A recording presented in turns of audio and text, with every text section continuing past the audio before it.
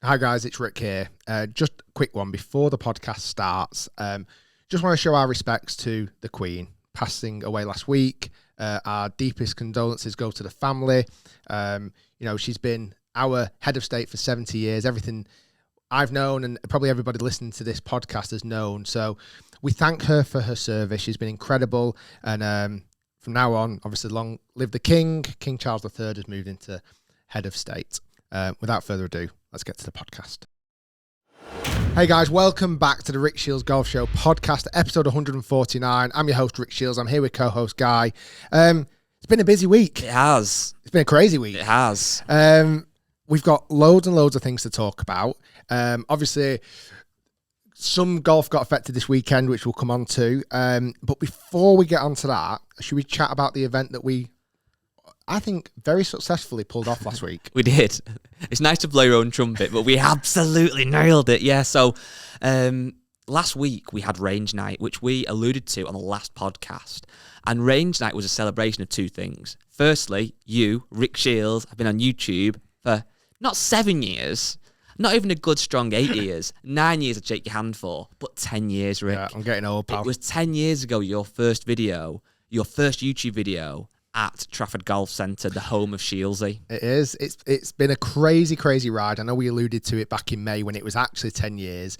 Trafford Golf Centre have done an amazing job at celebrating it. They've done this incredible window art as you walk in, which is so amazing. People have been taking pictures, tagging me in it. And we wanted to celebrate by throwing a party. Yes. And not only to celebrate 10 years, but also to celebrate the fact I've become now officially a global ambassador for Top Tracer. Absolutely. And that's one thing. We've said this on the podcast many times, and the hardcore OG listeners, the Clubhouse members know this. You have, thankfully, lots of offers to work with brands, with companies, with businesses, and we are outrageously selective. And one of the reasons the main reason we have partnered with Top Tracer, and you've partnered with Top Tracer, is because we love the technology. Yeah. Every range session we have now, there's some level of competition, there's some level of serious practice. You can obviously record all your stats, you can challenge people, you can go for long drive, which I'm known to do every now and again. So it was a great celebration at the range night to kind of say, 10 years. We didn't get you a cake, unfortunately, but you got a firm handshake. Don't worry. And it was also a case of let's invite a load of people, give them free balls, they get to meet you, and they can experience Top Tracer for themselves. You've got some challenges we'll come on to in a minute against people. And you're right, it was very successful. It was. We sold out tickets. Even though they were free tickets, they sold out in 5 minutes flat. They were on the black market for about $14.99. And it was about 175 tickets that we allocated. I think a few people snuck in. However, it was absolutely rammed. The atmosphere was electrifying. And it was, there's a video coming out this week, this Thursday.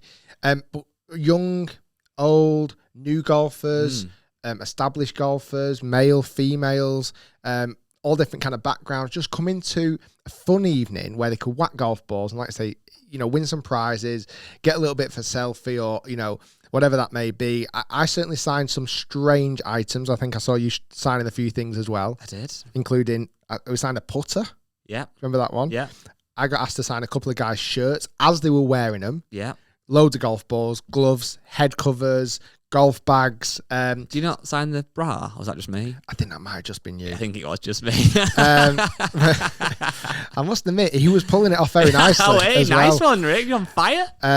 But yeah, no, it was a really good night. Like I say, thank you to Trafford, thank you to Top Tracer, and thank you for everybody who shows support week in, week out by watching the videos, listening to the podcast, and just generally supporting across social media. We will be doing more. Yes, in different locations. I've probably had 20 emails this week from driving ranges wanting me to host a Top Tracer at their venue. Go on, sorry, I was going to jump in then. No, we're not sure where the next one's going to be. We're not sure when it's going to be. We'll see how popular this first one is, certainly from a video format. It was fun on the nights, definitely. Oh, yeah. Got to meet loads of different people. But just how we can make that into a product, i.e. a video. Hopefully this Thursday, we'll find out how successful I think this is. video will be really good. It'll be great for people to see how fun it was. You might not video it every time you host one, but I think what was great about it was when I was explaining it to my family and stuff about when it was about to happen a couple of days earlier. They're like, well, what actually is it? And it's like, well, it's basically in its simplest form, people coming to hit golf balls, which that sounds very basic, but it was. I think that's the great thing about you being a load of golfers together, some of which came as friends in groups, some of people came on their own. You got kind of put into a bay with like 5 or 6 other people, again, some of which you knew, some of which were strangers. But everyone had that shared interest of golf. Everyone watches, obviously, your videos or listens to the podcast. They're chatting about that. And once you get even 5 strangers in a bay and you've got some challenges, suddenly everyone just gets along. And I always think golf is the one weird thing where if you put me in a car with a stranger now and said, you've got to go in the car to Edinburgh with a random person, I'd be like, oh my days, what am I going to talk about? It's going to be awkward.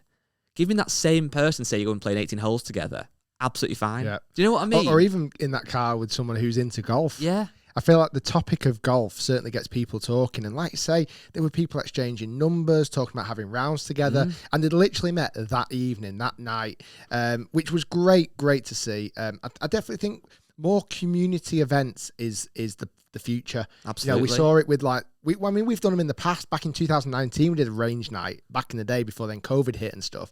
Obviously, we've had 2 years where kind of socializing hasn't been the done thing because of viruses, etc. But I think now, after we've come out of that, to be able to open the floodgates up to more events, more meetups, because I think that really kind of connects people together and keeps people playing golf for longer as well. When you meet different friends and different connections. Absolutely. So I'll come and play at your club, or you come and play at mine, and suddenly you've got a nice little group of friends going on. Today's podcast is going to be a good one. It's going to be one of those ones as well, though, we sometimes say, well, if you're listening, don't worry about it, but it might be a little bit better to maybe go back and watch it on YouTube as well, because there's going to be a couple of things you've got to see. Yeah. First thing is this table. We've had it recoated, and it looks absolutely class, doesn't it? I'm not sure if people, they might not even be able to pick it up, but hopefully you can. From where we were sat, the table in the studio here, we've had now for over a year, and many podcasts, many guests, and I think it was probably when Richard Hammond came to the podcast, and he sat exactly where you are now, and he had to peel the microphone from the desk because it got weirdly sticky because of the paint. Kind of looked at me and Guy and was like, yeah, I think we need to do something. And as well, when he was talking, he kept fiddling with a little bit of chip paint, but it looks really good now. So if that's not reason enough to switch from listening to the podcast to watching it, then it's literally like watching paint dry. But yeah, so I've got something here, Rick, that I've told you about off air. Yes. That I want to show you. So the other day, I was at my mum's house, and I found something that intrigued me. Okay. That excited me, that brought back memories. And this is it. So what you're going to see here is a weird folder. It was a weird folder. Goosebumps. Do you ever remember Goosebumps? Not at all. So Goosebumps were a franchise of very light-hearted horror stories when I was in primary school. They were all the rage. And I used to do this weird thing where I used to get Goosebumps books all the time, right? But never read them. Because I didn't really like, what about you? I didn't really like reading. Yeah. I liked having all the books and telling people I've got all the books. This was just a folder that has the books kind of logo on it. However, the exciting part is inside this. So again, we'll film some of this and we'll insert it in the video podcast. This, inside this folder, is... It's like an assignment. It is. So this is called Golf. What a good name. Okay. By Guy Charnock. And it's what? Written, first published June 1999. So I was 8 years old, nearly 9. Okay. And this would have been when I was in like year 4 or 5 at school. Yeah, writing's very neat. It's good in parts. It was a school project. You could do anything you want. I can vaguely remember it. I chose golf, right? But what was insane, this has been kept almost in pristine condition since 1999 to 23 years old. Inside it, there's some absolute gems. So there's all about the history of golf, right? There's little articles, cutouts, stuff like that in it. Old Tom Morris in there. But there was a couple of things that really excited me about this. Not only the fact that I got 4 house points for doing it, and the teacher said I'd done very well, but within it, I'm going to get this out for you to have a look at now. Yeah, I'm right. It's good. It is quite good, yeah. There was all different golfers, so all the best players in the world. They did about all the equipment and stuff. But in here, I've actually got loads of cutouts from golf magazines, again, that have been sat there, pristine. So this one was a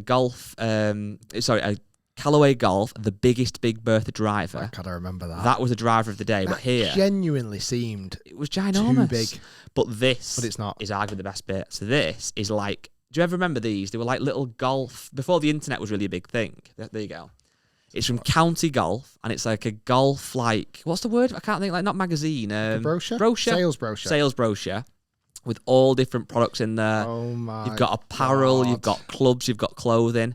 But looking through it, was absolutely insane. And how good condition it is. Unbelievable. There's literally, I've got This links. has not got a date on it, has it? But well, it would have been again 99. from that. But there's two reasons why I'm showing you this. The first reason is, if you look at how many golf brands back then were massive and now discontinued. So I've got one here, Links. Well, first off, is County Golf still going? So no, but if you look on the back of it, it's it's Clubhouse Golf, which is not far from our office. But there's loads of golf brands in that were at the time were super premium that now are just discontinued or almost like cheap brands, which is bizarre. There's like really classic Nike like golf shirts, because this is only a couple of years after Nike really got into it with the introduction of Tiger and stuff. So in here though, I've got Links Golf, which do make clubs now, but not quite what they used to be. Let's be honest. We've also got Olimar. Do you remember Olimar? I do. But if you look through that, you've got your Rams. There's so many random brands. The Greg Norman collection clothing. Yeah, that was massive. Used to be massive. Yeah, it was absolutely huge. Greg Norman now does a lot of other things. Ralph Lauren. Classic Ralph Lauren. Golf balls. We've got these. So these were some of the golf balls at the time that were the premium. Titleist Tour Bellata. Okay. Maxfly HT Bellata. Precept MC Spin. Nike Precision Tour Control, and this is the bizarre one, Slazenger at the time were class, Slazenger 420S Select. Now, obviously, a lot of people now will think of Slazenger as being like a Sports Direct own brand cheap. At the time, they were absolutely class. I feel like I'm flicking through like a piece of like history. It is. It's Stylo golf shoes. I do remember Stylo. Well, look, I'm on a page here that's talking about the new TaylorMade burner driver. But this isn't the burner driver that we know of now. I mean, it doesn't actually say the head size, but the head size looks like a 5 wood. You know what's funny about those golf balls? Can I almost guess? They all say longer, straighter, more consistent, better feel. Like, what do golf balls say now? Exactly, all the same. Like this is a headline from a set of TaylorMade LCG irons. We're actually a lady set. Easier to hit, easier to get in the air, and harder to miss greens. Oh my word. Harder to miss greens. Imagine testing that now on YouTube. What a great line that is. Harder to miss greens. So I'm going to try and miss the green here. Oh my word. So part of this little school thing that I did about the clothing, and this was a bit about trousers. It said trousers can be plain or patterned, but must be smart. I feel like I definitely had some of these clubs, like the House and DJ 100s. House were a massive brand. 9 irons, 3 to sandwich. Guess the price. $399. £95. Oh my word. So 3 for 9 irons. I mean, granted, probably weren't the best clubs in the world. House and DJ 100s. They don't sound great. You get 45-day money back guarantee.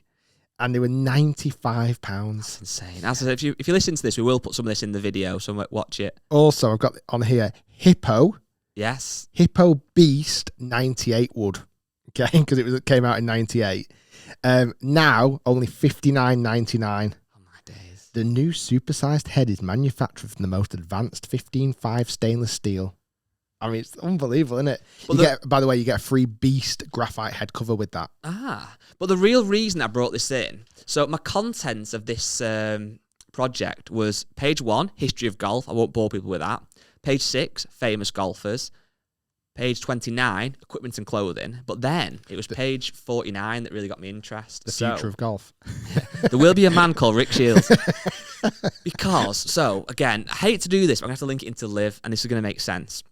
So I've obviously been, in more recent weeks, I've kind of put my position as a bit more, I'm not feeling LIV. And I don't want to say I'm against LIV. Some people sometimes think I am. I'm not against LIV. I'm just not massively feeling it yet. Okay, yet could be the key word.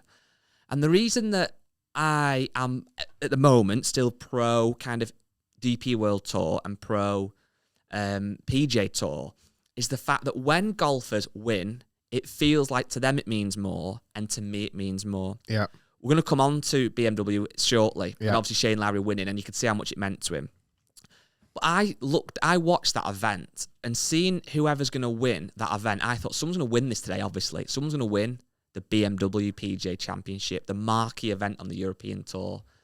Why does that mean so much to me? Why do I see that as being such a real monumental win? Is it the fact the media tell me that, or is it something else? Both, I guess. But here's maybe one reason. So, this is from 1999, and my last chapter in this book was my trip to the Volvo PGA Championship at Wentworth. Oh right? my goodness. So the 31st of May, which was a practice day, in 1999. Because it was in May for a long time, only a couple of years ago. And it obviously used to be Volvo before it was PGA. I don't know if it was somebody else after Volvo and before BMW, but anyway. So what my little thing here was about every year Volvo host, and I put the brackets the car make, a PGA competition at Wentworth Golf Club in Surrey. It lasts 4 days. Oh, it should do normally. The winner is the one who has the lowest score overall, blah, blah, blah. There was my ticket in there. I went with my family and my brother's friend. I got lots of autographs. My brother got a signed glove from Sergio Garcia, which is quite fitting for this. That's crazy. And there's a little program thing on tea time sheet, which I'll look through in a bit. I won't bore everyone with that. And at the end, it says the winner was Colin Montgomery. His score was 18 under par, right? Wow. So from me being 8 years old, obviously I went to that event and I saw that event as being a massive deal and a real prestigious event. So it's ingrained into you then, isn't it? And what was mad, it was a massive event then. Of course it was, yeah. So you're then going to hold these things on some level of a pedestal. It's 23 years of knowing that event. Yeah. That you've known exactly. event. And you probably even knew it before that. Yeah. Maybe only a few years before that, but it's been around for a long time. So that then, when these LIV events come around and they've been kind of invented in the last 6 months and somebody wins them and we hear about the prize money and stuff like that, it's quite hard to then really give that event meaning. However, and this is the flip side, hope people are still listening who are very pro-LIV, if you are 8, 9, 10 now and you get taken to your first LIV event, obviously I've been to one, I went to the one at Centurion, and it was a great experience, I'll be honest. Imagine being 10 years old now, going back to school and talking to your teacher about the LIV event you went to go and watch and seeing Dustin Johnson and Phil Mickelson, etc.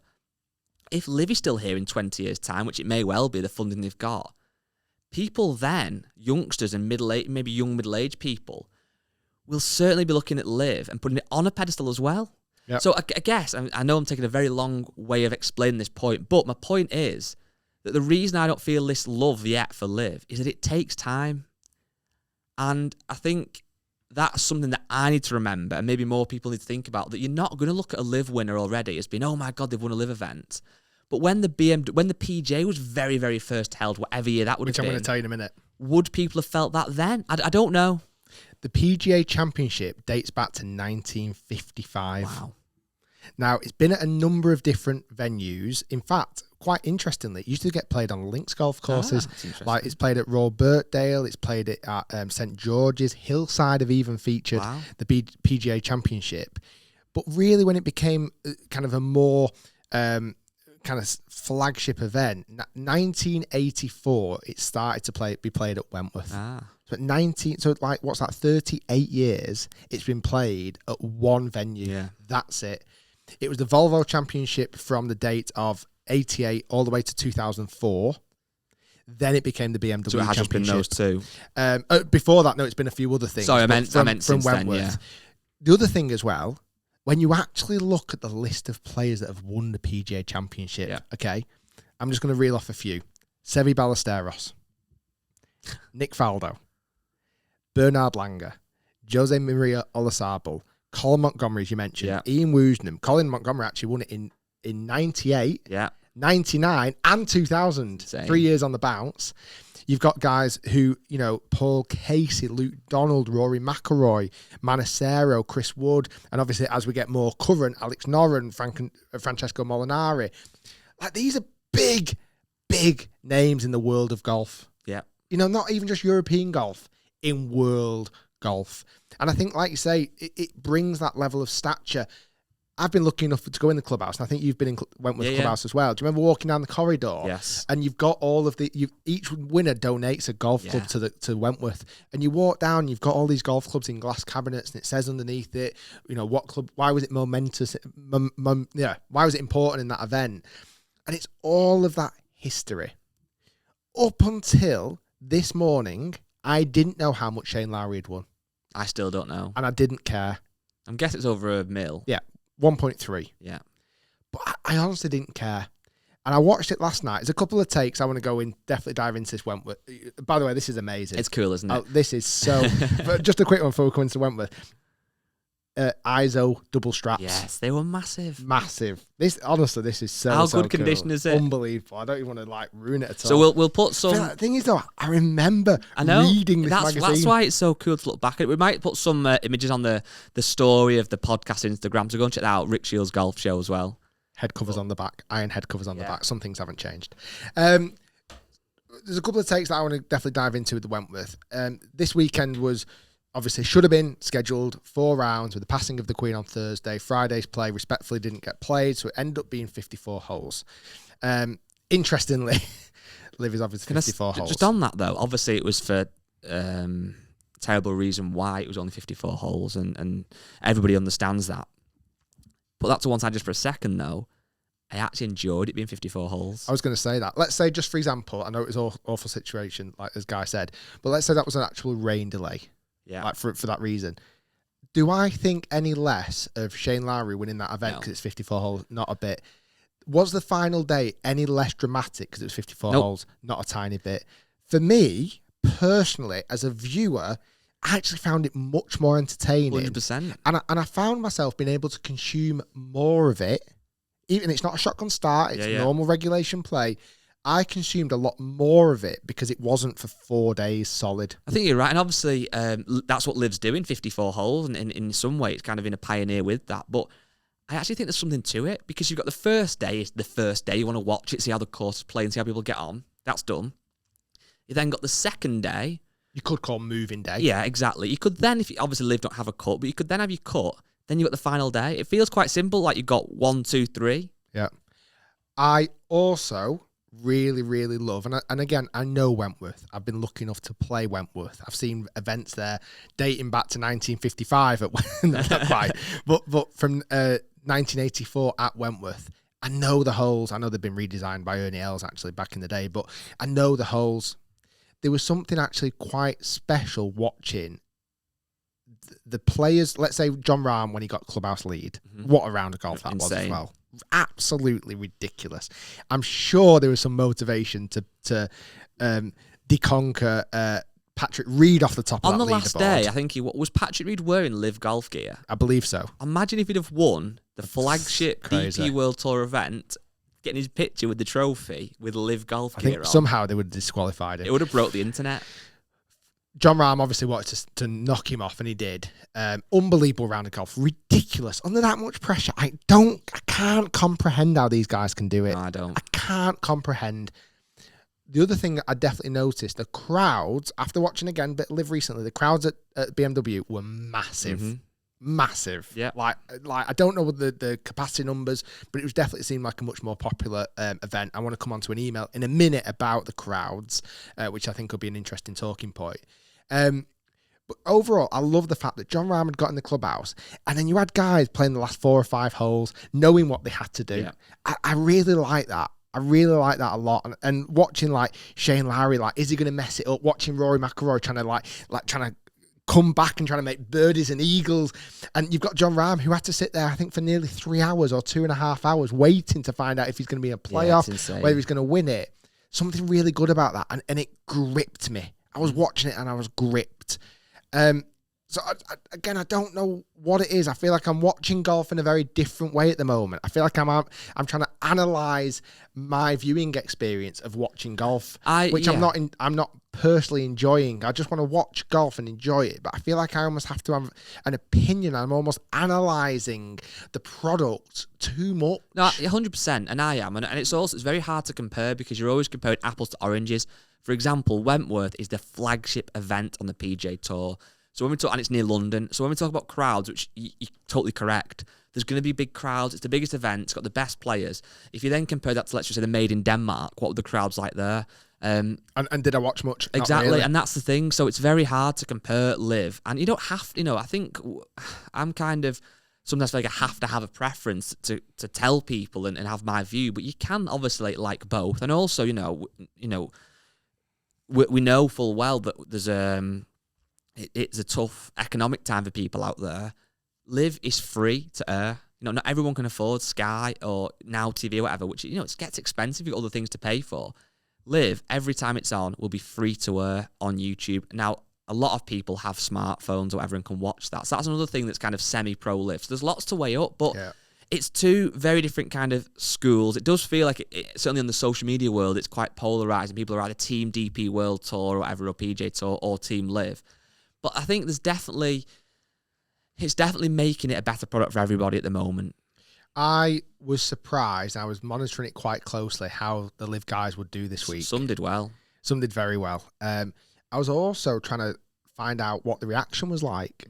And for me, from what I saw, and again, I wasn't present this week, so you might have heard, there might have been some boos that was, it seemed like they got a good reception. Yeah. Like, it seemed like they were actually welcomed. The fans there were clapping and cheering when even Patrick Reed, who maybe isn't most people's favourite, when he announced him on the first tee, he got a lovely round of applause. I think that's twofold. I think typically, it's very stereotypical of me, but I'm going to say it. Most people who go to watch a golf tournament are respectful. I'll come on to that in a minute. And secondly, I think we'd be quite naive to think that just people have paid to go watch a PGA, European Tour event, DP World Tour event, they can't also be a Live fan. Yeah. You could have guys that have gone for a day out, 3 or 4 mates, having a couple of beers, who might love the DP World Tour, which they're of course are entitled to do, but might also be massive Live fans. Yeah, they might have gone to Centurion and to Wentworth. Exactly. It's not a binary thing. It's not one or the other. Right now, I don't think I've ever wanted. I just want all the tours to get on. See, I don't. I love the beat. No, I feel like it's breaking up the game and the viewing experience a little bit too much now. In what sense? Because I feel like it's too hostile and it's a bit. There's lots of finger pointing and lots of people in the media that have different agendas, like Sergio Garcia pulling out. Yeah. Okay. Retiring after the first round. He shot 76 and he pulled out. For reasons that I don't believe is disclosed yet. Not that I've heard. I don't know if he was injured or what. The next day or 2 days after, he was over in America watching a college football game. Seemed to be enjoying himself. Actually, there was weirdly Scottish Scheffler. But like all the fingers got pointed. Oh, he's pulled out, and he's got his Live money and doesn't support the European Tour. And I just don't know. I feel at the moment I don't like this kind of. Did I see any Live players featuring They weren't featuring the feature groups. They didn't play in the Pro-Am at all. They weren't invited to play in the Pro-Am.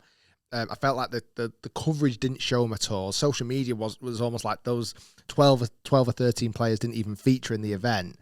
I just don't like it. I just hope something gets rectified where I personally think everything can sit along and work. I think the PGA Tour, DP World Tour, Live can all fit into a place and it can all work. I think they can fit into a place, definitely, but I don't think they can get along. I think that's two separate things because ultimately the Live have come out of nowhere really and essentially bought the best players to go over. And the reason I kind of like the semi-rivalry is partly I think it makes for good entertainment. Like watching that video of, was it Billy Horschel and Ian Poulter kind of almost not fighting, but having words. That's for me is entertainment. And also I do believe that, when you've got a monopoly, which essentially you kind of had, you don't understand if you're getting the best value as a viewer. When you've got two rivaling tours going head to head, I think it'll make both tours better and more enjoyable to watch and hopefully offer a better product. So I think it's good for people. I'm not enjoying it at the moment. You said you enjoyed it at the weekend? I enjoyed it, but I'm not enjoying the tension between it all. Oh, right. Okay. Yeah, well, I just don't like. I just think it's unnecessary, and I don't know where it started or where it's going to get to. I feel like it's just in a weird spot at the moment where it feels like everything's kind of being affected, and talking about Ryder Cup points going out this weekend and or this week that's just gone. And it just, I don't know. I feel like it smashed it up too much. I suppose the worst place it can get to in that sense then is the fact that it comes out where Live players are genuinely banned from PGA Tour and DP World Tour and potentially some of the majors and the Ryder Cup. And then they have their own thing. And then obviously DP World and PGA Tour have their own thing. And it just becomes two separate things. Even in that sense, obviously, you think the bickering would die down then because they just both go their own ways. I still believe then you've got two products that the viewers can enjoy. The only downside is there could be events on at the same week and you've got to make a decision of which do I watch. Do I watch the PGA Tour or do I watch Live? But yeah. I'd understand it if it was real golf and mini golf because they're two different almost events, but they're still golf events. Yeah. Still, yeah. I'm not the biggest fan of it at the moment. I feel like it's gone a bit too far. What would you want it to, if you could have a magic wand, what would be your thing then? My magic wand would not to have Live players committed potentially. But I think they had to commit because them leaving PGA Tour was a massive risk for them, so they needed that upfront commitment. But if there was no massive risk for them to leave, and they could still be a PGA Tour member, and 8 times a year, 10 times a year, you have one of these special events. It almost replaces, let's say, the WGC, which I've not got a load of connection for. It suddenly becomes a different format. It's a team event. It's individual, because, like I said, there's a lot of things that I like in LIV, and I think it will get better. But I just feel like it could have all just kind of sat and worked together. I don't believe they initially set off this kind of needed to be rivalry, because there weren't the talks. When we sat down with Andy Gardner years ago, who had this idea of the Premier Golf League, it was going to be like he was trying to connect with the PGA Tour and the European Tour and things at the time. And I feel like they've kind of put the shutter down, and obviously LIV has taken a similar concept and just gone, right, we're just going to have to run with it. Yeah. It's interesting, isn't it? I think who knows? I think next year, 2023, and certainly 2024, we'll have a much more stable ships, potentially. Got your email, Len?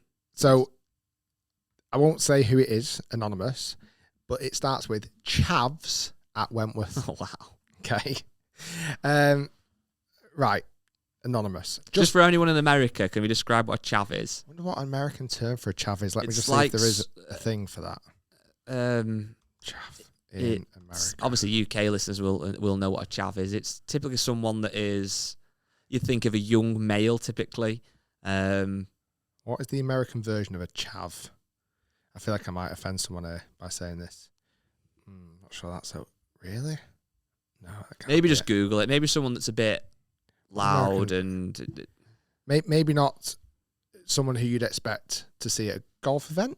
Potentially, but yeah, okay. But then I suppose you can there's no definition of a chav that fits for everyone. So you could just, like, sometimes I'll wear clothing and that looks a bit chavvy because it's a pair of trainers they might, but it doesn't mean you're a bad person. So it's quite, I'm intrigued to see where this email's going.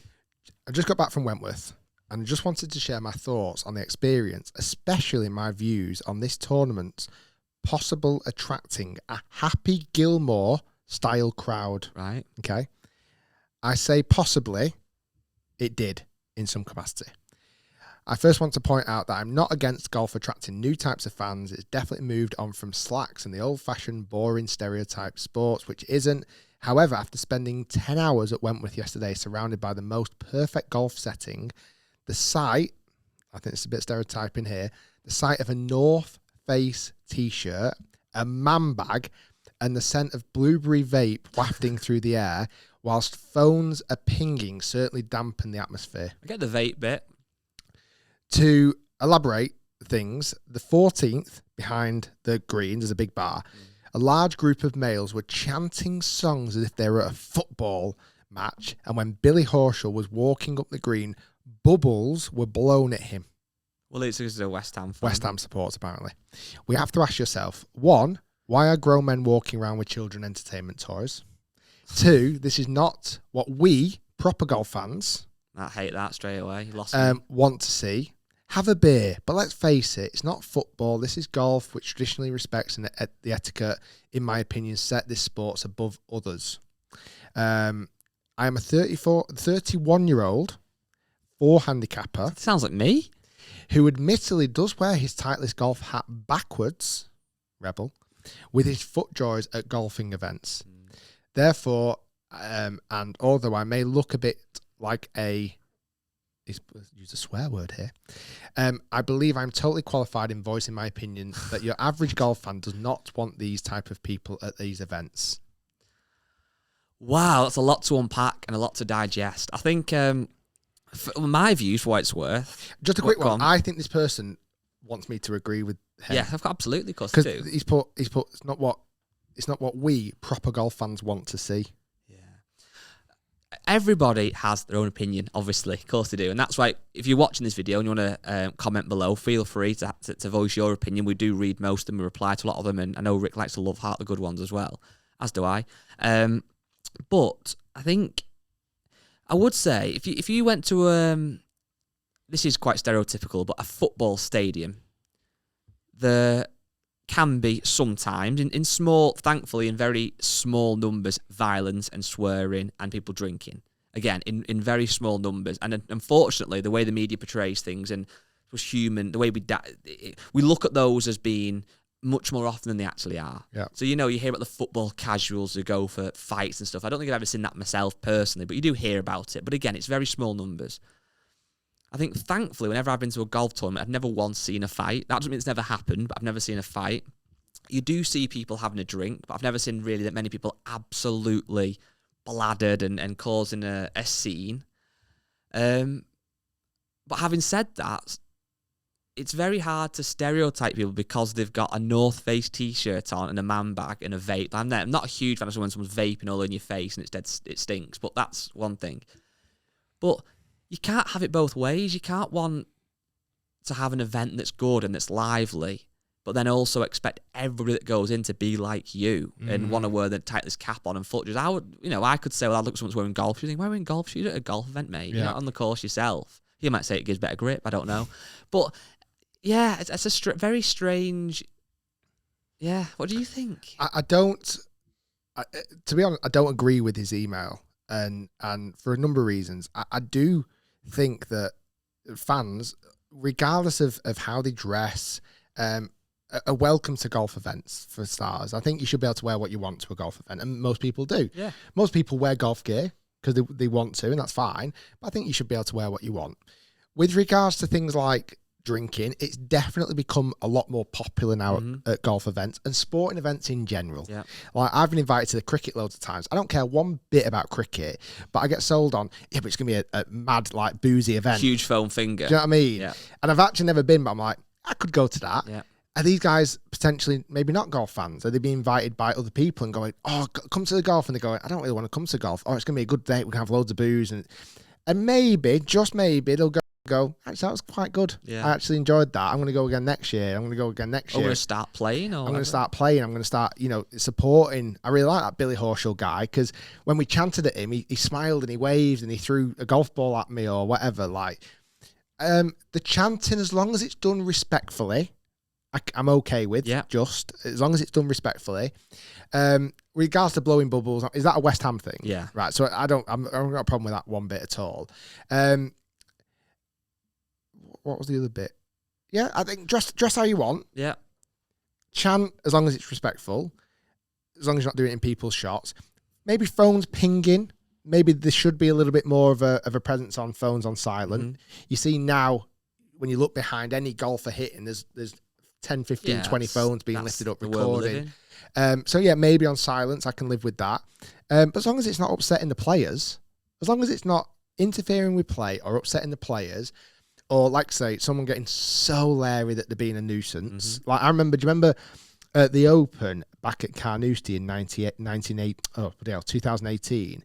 Was it Tiger who was hitting his tee shots, and there was a big grandstand hospitality on the left hand side, and someone shouted in the back of his backswing? Oh, I don't remember that. And that person got escorted out. So as long as the security staff, the people who are running the event, are doing their best to manage it, I don't see a problem. I agree. I think have a drink, but don't be a drunk idiot. Yeah. I think that's the case in any walk of life. I don't want to walk into a nice bar with my wife and there be a drunk idiot. That's more likely when you get them. I don't want anyone to be a drunk idiot. Yeah. Like you said, phone on silent, perfect. As I've said on podcasts before, I'm not a huge fan of the throwing beer at Sawgrass. Yeah. Not Sawgrass, Scottsdale. Stadium, of course, whatever. But that's my view. Other people think again, it's great. the other thing with Scottsdale, and I know we had a big talking point on that, turn up in fancy dress if you want, cheer, have a good time. But like I said, there's got to be some level of a boundary. Well, that's it. And it's like the cheering. I wouldn't have an issue with people cheering as long as there's kind of a rule in golf, isn't it? Unwritten rule. You don't sing or talk on someone's shot. And I think that's fair enough. So if you've got a player who stood over the golf ball and they're about to hit the shot, it's ideally stay as quiet as you possibly can. Once they've hit it, I'm not a huge fan of get in the hole. But if you want to do that and you feel like you have to do that, then do it if that pleases you.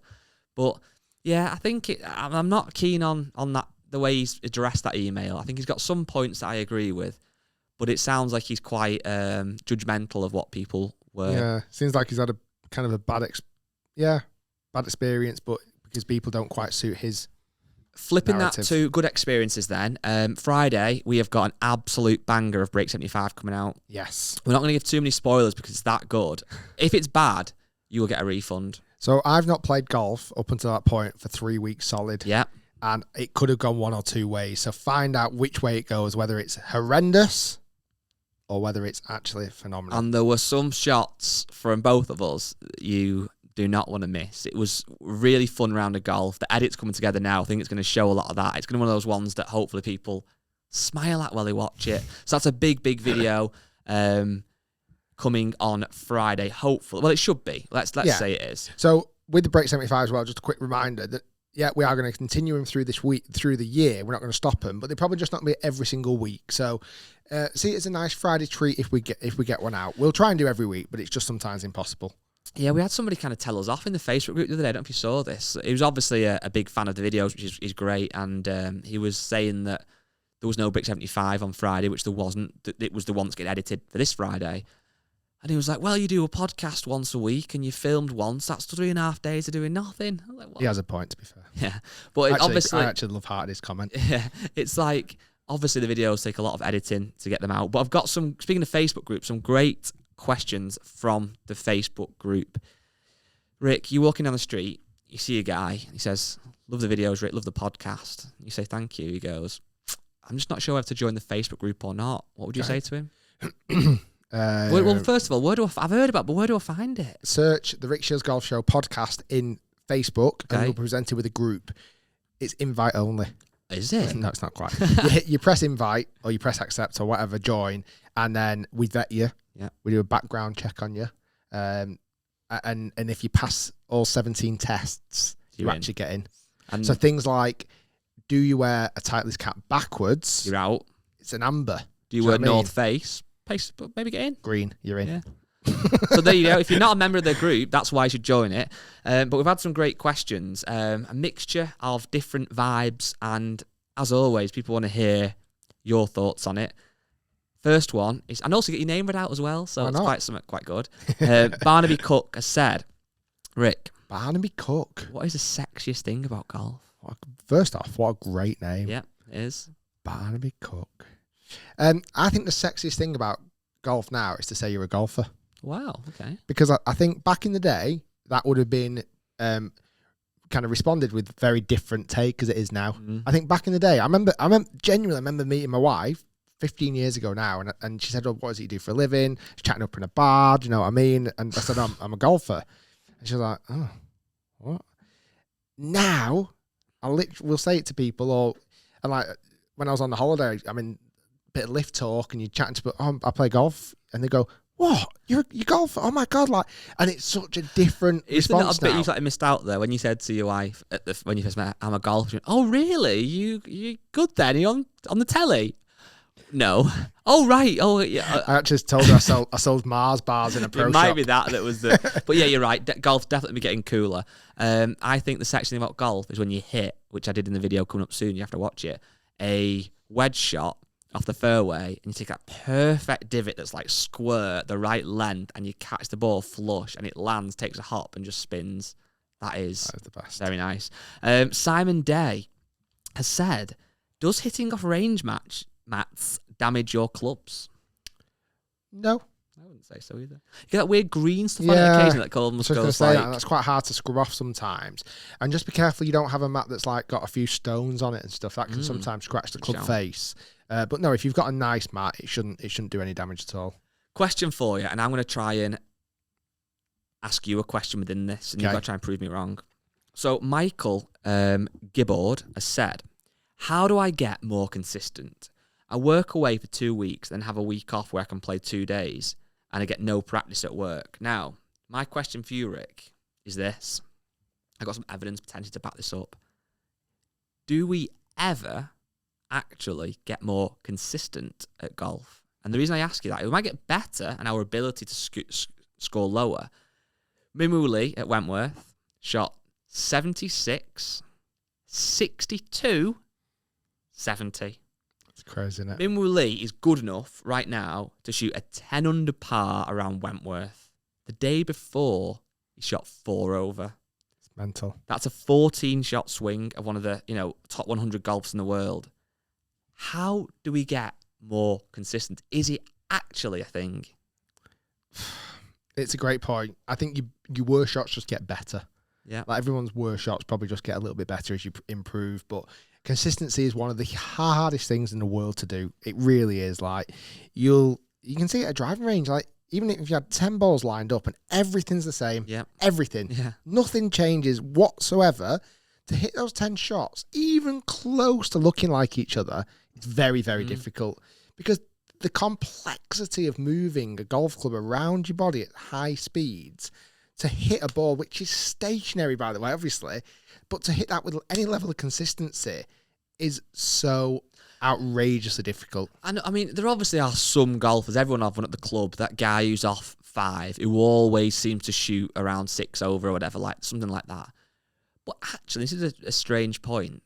Consistency for golfers is often the dream. I'd love to be consistent, right? But actually, would we want to be? Because, stupid analogy, I'm taking this well too far. Let's say if every time you played golf, you got a par, right? So you shoot 72, depending on obviously the par, every time you play golf. That sounds good on paper, but let it soak in. That would get boring. Yeah, it would.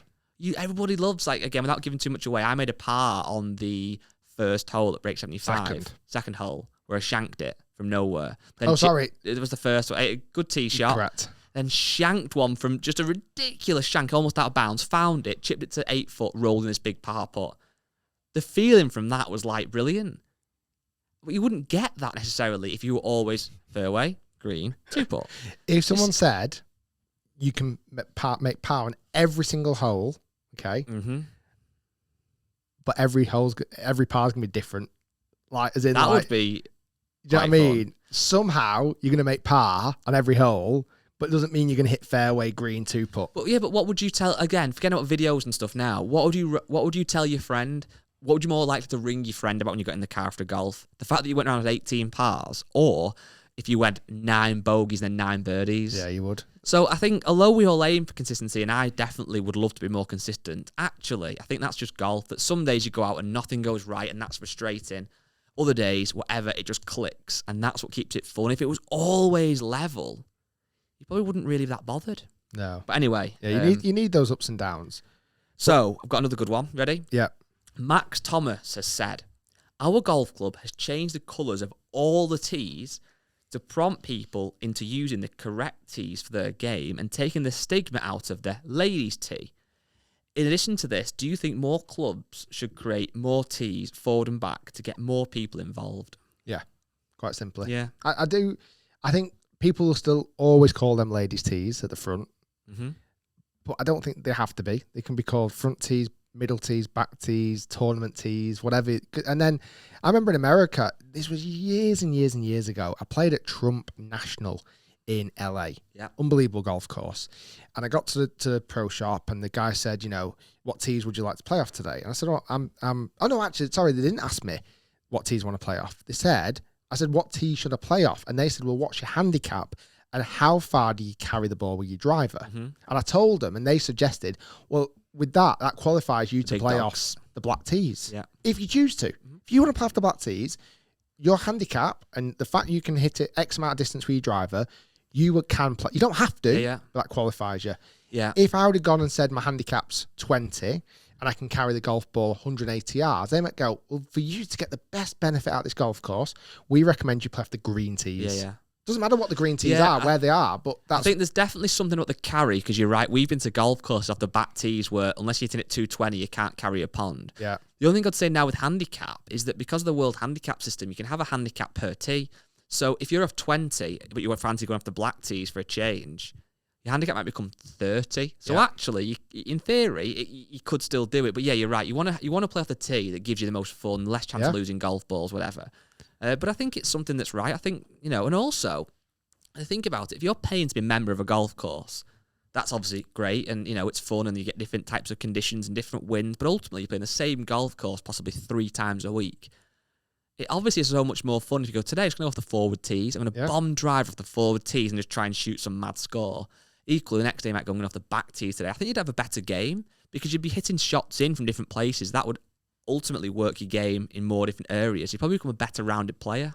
Yeah, no, 100%. I think testing your skills off different tees. I was listening to a podcast and they said they did that. It was a video by Bryson DeChambeau. Oh, wow. And he went back. It was a new video he put on his channel, and he talked about how he basically grew up with this golf coach who taught him everything. It was fascinating video. Definitely highly recommend it.